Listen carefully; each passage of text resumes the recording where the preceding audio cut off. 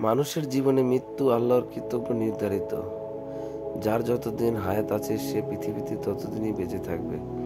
আবার যার যেখানে যে অবস্থায় মৃত্যু লেখা আছে তাকে সে অবস্থায় মৃত্যুবরণ করতে হবে। এ ব্যাপারে মানুষের কোনো হাত নেই। কিন্তু পৃথিবীতে কোনো না কোনো সময় মানুষের এমন অবস্থায় মৃত্যু ঘটে যা বিবেকবান সকলের হৃদয়কে নাড়া দিয়ে যায়। ঘটনায় আশঙ্কিতভাবে বিস্ময়কর বিরুদ্ধের হয়ে পড়ে অনেকেই। নিজের অজান্তে চোখের কোণ থেকে তীব্র অশ্রুফোঁটা গড়িয়ে পড়ে অবিরাম বর্ষধারায়। ধৈর্য ধারণ করা অতি কঠিন হয়ে পড়ে, তবুও সবকিছু মেনে নিতে হয়।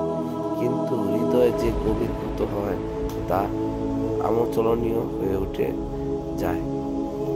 কখনো ওই ঘটনা স্মৃতির পাতায় ভেসে উঠে, দুঃখ করে কেঁদে উঠে মন। এমনই একটি বিষয়কর তুলে ধরতে নিয়ে নিম্নের ঘটনাটি অবলম্বন তুলে ধরা হলো। দুনিয়ার এই ক্ষণস্থায়ী জীবনে মানুষ নিজেকে বাঁচাতে যদি কলিজার টুকরা প্রাণ প্রিয় মানুষ সন্তানকে ছুড়ে দিতে পারে, তাহলে কিয়ামতের ভয়ানতার মানুষ কি করবে সেটা চিন্তার বিষয়। যে বিষয়ে বিবরণ দিতে গিয়ে মহান আল্লাহ বলেন, যেদিন ওই নিকট ধ্বনি আসবে সেদিন মানুষ পলায়ন করবে, তার নিজের ভাই হতে, তার মাতা ও তার পিতা, তার স্ত্রী, তার সন্তান হতে। সেদিন তাদের প্রত্যেককেই একই চিন্তা করবে, যা তাকে ব্যক্তিব্যস্ত করে রাখবে। আবাসা 33-37। অতঃপর সচেতন মানুষের মাত্রই ওই জীবনের জন্য যথাযথ প্রস্তুতি গ্রহণ করা আবশ্যক।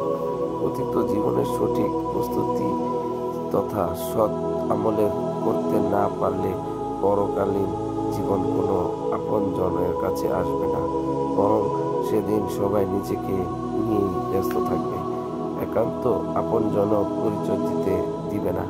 কিয়ামতের সেই ভয়াবহ দিন পরিত্রাণের জন্য আল্লাহ আমাদের তাওফিক দান করুন, আমিন।